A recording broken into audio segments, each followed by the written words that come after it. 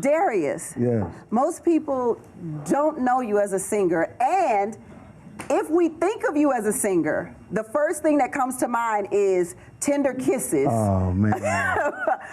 From that first moment. off, cheers to you and all your success and all the wonderful things you do. And here's to Tender Kisses. So do you all remember when he was singing Tender Kisses on Family Matters with Tracy Spencer?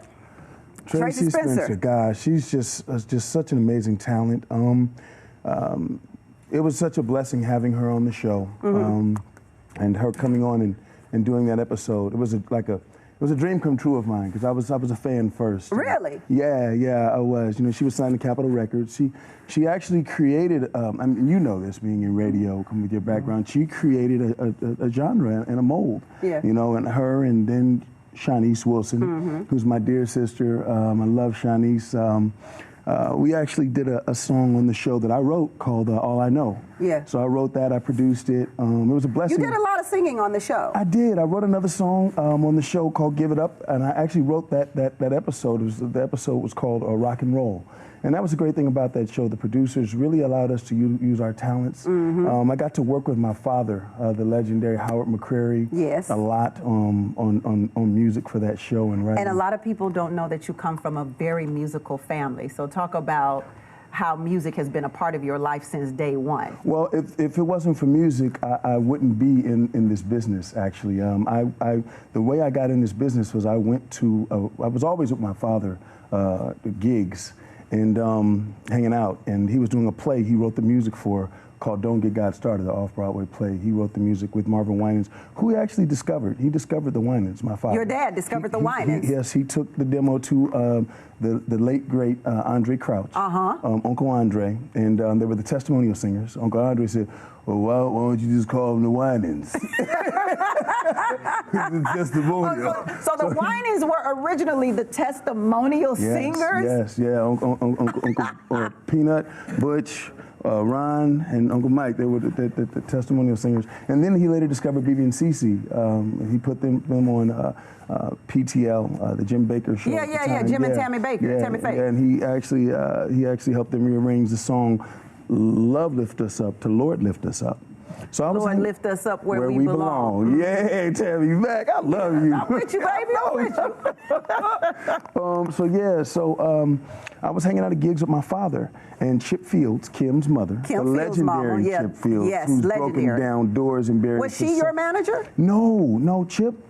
Actually, for those of you who don't know, Chip Fields is Kim Fields' mother, and she was a manager. She managed her. She was a momager. She was a momager, like my mother. This is where my mother got it from. Yeah. Actually, and it was so funny. She gave me the opportunity to read for a role, and I remember she asked my mom, could she take me to read for this role? And my mom said, if you think he can do it, you take him, because I already gave him a shot. And he embarrassed me. He ain't embarrassing me no more. So my mom, you know, Miss Shayback is a gangster. She don't play. I want to know, what role did you mess up to where your mama didn't believe in you no more? So as you know, back in the day, you didn't just get to read. You had to actually impress the agent first before you even got a shot. Yeah. You had to go in and talk with the agents, and it was crazy. It was like by default, it was almost like I knew that this was going to be something that would be difficult, and it was something I was going to have to dedicate my life to. So, you know, me, I was always gregarious. I was always outgoing, and when it was time to turn it on, my mother taken me to meet some very influential agents, and I got in front of them, and I just blew it. I clammed. I closed up. I just shut down. Really? And she was like, I want to strangle this little boy. It's like, I can't believe this. So she told Auntie Chip, she was like, if you believe in him, you go ahead and you do it. And it was no looking back. Auntie Chip, it was a movie called Big Shots, the first thing I ever did. It was produced by Ivan Reitman, written by Joe Esternhaus. It was directed by Robert Mandel. Like I said, Ivan Reitman, Ghostbusters, Legal Eagles, Beethoven. Yeah. I mean, this was it. And I went red for it. Out of 5,000 kids, I got the role. They were casting in Los Angeles, Chicago, and New York. And what do you think was the difference between when your mom was taking you around and when Chip Fields took you? Well, I just think that Auntie Chip had done this before, and my mom was more so she had the right attitude. It wasn't my mom, it was me, looking back in retrospect. My mom's thing was, if he wants to do this, I'm gonna let him do it. She didn't push me, you know. It wasn't like today where you see these little kids with Instagram, or you know, you see these parents, you know, putting these kids in full makeup and pushing them, you know, to do this, you know, the John Benet Ramsey thing. It wasn't that. My thing with my mother was really organic, but I think when Auntie Chip, she just understood how to help me unlock what was inside of me so that I could utilize the tools that I'd already been given to complete this mission. Right. And the way she talked to me and the way that she handled me, it was so spiritual, because she got me the role. I'll never forget, I asked them in the audition, in a screen test, I said, so they were blown away by my performance. I said, so do I get the role? And Mr. Mandel, he just laughed, and he was just so impressed. He said, "Yes, Darius, you got the role." Wow, wow, that's all right, Darius. And it was like Auntie Chip just handed me to my mother. She said, "Here you go." She handed me to my mom, and from that point forward, my mother knew how to momage me, as you say. Yeah. She knew how to momage me. And you call her Auntie Chip? Oh yeah. But is she your auntie? No, but spiritually, you know, because her and my mother were like sisters. They were the best of friends, and you know, they were very close. And so Kim and I, we consider ourselves family, and we are family because, you know, this is a community. It's a very tight-knit community. You're right. Yeah, you know, and I've had so much support from my family throughout the years. My little brother Tyler McCrary, Tyler. Tyler's here, and my uncle Mark Stevens, and you know Auntie Shaka. But we talk. That's what I was about to say. We talk about you being from a musical family. Shaka Khan is your aunt. It's Auntie CK. Yeah, yes. What's it like having Shaka? Like, it's awesome. Shaka. It's awesome. I mean, you know, just the wisdom that I get from her, from my uncle Mark, you know, from my father, all the family, the things that I've learned, the conversations that I've been able to get is just stuff you don't get in the playbook. So let me ask you this then, Darius. Okay. Now, sometimes I don't think nobody watching. But it's you and me. Let me ask you this. Yeah. I see you as you could have been like Johnny Gill or somebody like that. Do you sometimes look at, because I know your passion for music and your love for playing, not only singing but playing as well. I've heard you. I've been to your show. I know you can. I know your talents when it comes to the musical aspect. Do you sometimes feel like, damn, why I end up being an actor and not a singer? Like, why did I end up so successful in this field versus that field? Well, I'm gonna say this. I believe that all of the arts are a blessing from God, and they are tools that are given to us. Like Monty Shaka says, your gift comes through you, not to you. So they're gifts that we're given to serve humanity.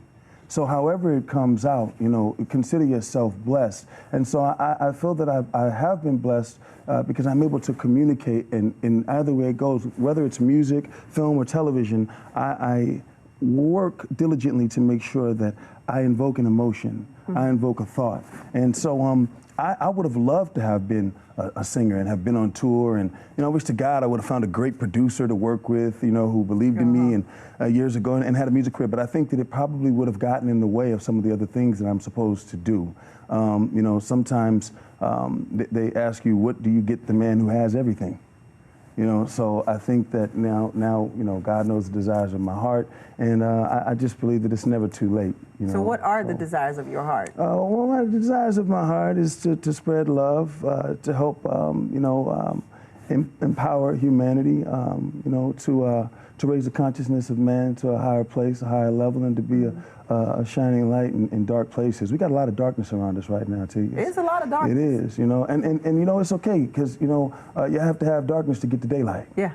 You know, my job is to serve, and that's what I want to do, and that's what I believe in using our gifts for. If you have these gifts and, you know, you're using them, I look at a lot of the platforms that we have today, the social media, you know, people are doing things for the likes. You know, you find people renting cars and renting houses just to get a like. It's like you're going through all that to get a like. To get a like. Yeah. You know, how about you use it to change your life? Oh. Instead of getting a like, change your life. You know, and if I could just change and inspire one person, then I know that they'll inspire somebody else. So my whole mission is to make sure that I'm able to open doors, for the young actors who want to come behind. I'm able to write songs that people may find later, like Bobby Womack. You go through his catalog and you listen to some of them songs that man wrote. Yeah. God, it's like incredible. Incredible. Incredible. And I was blessed to have conversations with this man. I was blessed to have conversations. Bobby Womack was my next door neighbor. Get out of here. Yes, I lived right next door to Bobby Womack. He would check the mail, and I would be like, the first time I met him, he was checking the mail. Because we lived in an apartment complex. Okay. So he was checking the mail, and so I said, that looked like Bobby Womack. I said, excuse me, sir. Are you Bobby Womack? Wow. He was like, yeah. I started singing. Wow. When it's cold outside. Who are you holding? If you think you're lonely now, wait until tonight, girl. He said, girl, you crazy. I said, yeah, can you come on my radio show, Bobby? Can you come on my radio show? He used to ride his bicycle and everything to work out. But that's the thing. These people were performers, but they were regular dudes. Yeah. Rick James, as wild as Papa Rick was, he was a regular dude. George Clinton loves to go fishing. My favorite moments with Auntie Shaka is the downtime. My dad, I always joke, and I say, I want to be considered one of the cats. Because them dudes were the cats. They were the cats meow. They were just so cool with everything that they did. But they were regular. Sly Stone wrote a song called Everyday People. Yeah. If I find that, there was this quote Frederick Douglass had said, it is easier to raise successful adults than to repair broken men. And I think that, if we now are able to shift our focus to raising healthy, successful people, we'll find ourselves operating from less brokenness. And so them cats, back in the day, they didn't have as much as we've been given today. So they didn't. They had to make it work, and they came from humble beginnings. You didn't see nobody picking up no stacks of money back then. It wasn't about that. Taking pictures with it wasn't about that. It was about the song. Yeah. It was about the moment. It was about the vibe. The beautiful thing about music is you can change a whole vibration with an intonation. You hear somebody say, "Oh, that strikes a chord with me." Yeah. Yeah. That's the beautiful thing about the intelligence of music. So I think these guys were just tuned into something different. And if we go back to loving, we'll find ourselves with a lot less time for foolishness. Well, you do remind me of one of those cats. You look like you got like a keychain full of keys dangling off your pants. That's gonna be you, Darius. Hey, young blood. Let me tell you something about this music thing, young blood. From your lips to God's ears. I love you. So, I'm sorry to share you. Tammi Mac. Ladies and gentlemen, Tammi Mac. We all love you on Young and the Restless as Malcolm Winters, but let me tell you what I loved about you as Malcolm Winters the most. I loved your chocolateness mixed in with Pace's chocolateness. Wow. Okay, so you know what? I have to give props where props is due to Kristoff St. John, rest in peace. One of the best men that God ever created. Kristoff and I were given, we were given the choice, and we worked as brothers. Kristoff actually, he actually chose me to play his brother, and it was just it was an honor. He passed away earlier this year. And it's a tough one because he was just a guy who just kept going, kept working. And that soap world is not an easy thing to conquer. It's not an easy thing to do. But he is the longest running African-American sitcom television series regular in TV history.